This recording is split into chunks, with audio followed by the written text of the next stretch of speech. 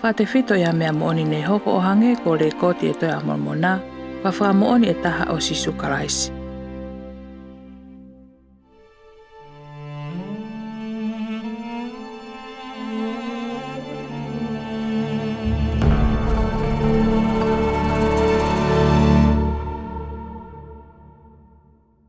Wow ʻAlamā ko whakatapu iau e tamai ko ʻAlamā. E hoko ko taulai ki lahi ke Siasi o ʻOtuá. Nāne kamata ke whakotuuha Siasi, e nāne baptaiso no kāinga i he ngaahi vai o Molomoná. Pena e whakahawhi kinautolu me ni mai kakai o tui konoa i he alo ofa mo e mālohi o ʻOtuá.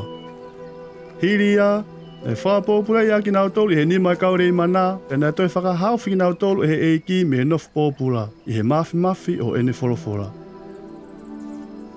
Pena e omi aki mautolu ki he whonuani. Pea mau kamata heni ke whotu e Siasi o ʻOtuá. O ku opehe ki a teki mautolu o ku kau ki e Siasi koini.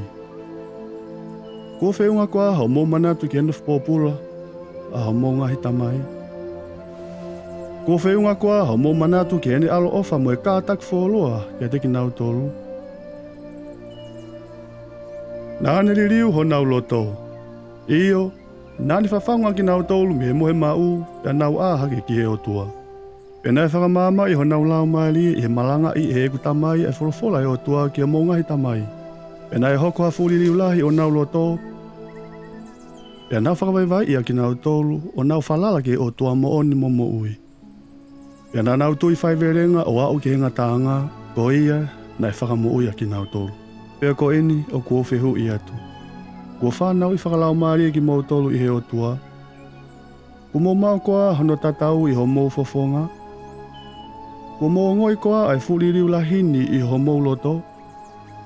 Ku mō lawa koa ke sio loto atu ki a mō whanongo ki he reo e ki o kufolofora atu. Hau ki a te au a ki mautolu o kumono ia. He wakai, ko mō ngaahi ngāwe, ko ngaahi ngāwe o i maoni oni. Te mō lawa koa o hangahake ki he ʻOtuá. Ake ai loto maa. Moeni mamaa. Ka pau ku mō ngoi haliriu o loto. Pea ka pau ku mō fie hiwa ake ai hiwa e huhui o whā. O ku mō lawa ke ongo i pehe he taimini. Te mō lawa ke pehe ka pau na uiki motolu ke mate ko whiunga nai a ho mō lotu whatau ki lalo. Pea kua whakamaa ma whakainei nai ho mō ngaahi kofu i he tātau Kalaisi. A ia e ha ere mai ki huhui hono kakai me nau ngaahi angahala.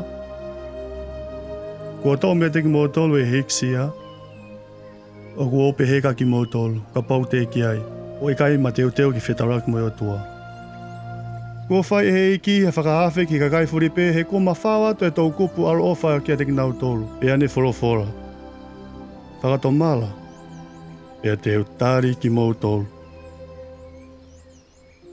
O kui atu e tauhi Seilahemalá. E hono huawha o nā o kui ki a teki mautolu. Aia koe huawha o Kalaisi. Pea ka pau e kai te mō whanong ki he reo he tauhi Seilahemalá.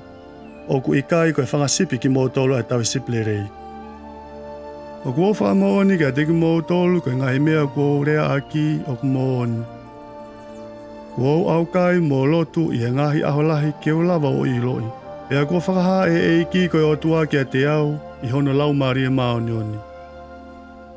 O ku o ilo e haere mai a Sīsū Kalaisi. Iyo koe alo. Ai alo pe tahana e whakatupu e tamai o ku whonu keresi mo alo ofa pea moe mo oni. Pea wakai ko ia e haere mai ke awe ngai angahala a mamani. Iyo e ngai angahala e tangata taktaha o ku tui mo oni ki hono huafa. Ko ina ko opehe ki a te koe o kui e tauhi Seilahemalá ki a te ki mautolu. Pea ka pau te mautokang ki ono reo. Tene omi koi ki ene tahakanga pea ko ene whangasipi a ki mautolu.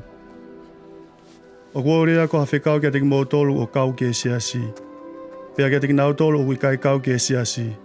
O kua rea i he whakahawhi o pehe. Hau. O baptaiso ki e fakatomalá. Koe uhi ki mō maʻu e fua e a kau e moʻu. Pea mō whakataha.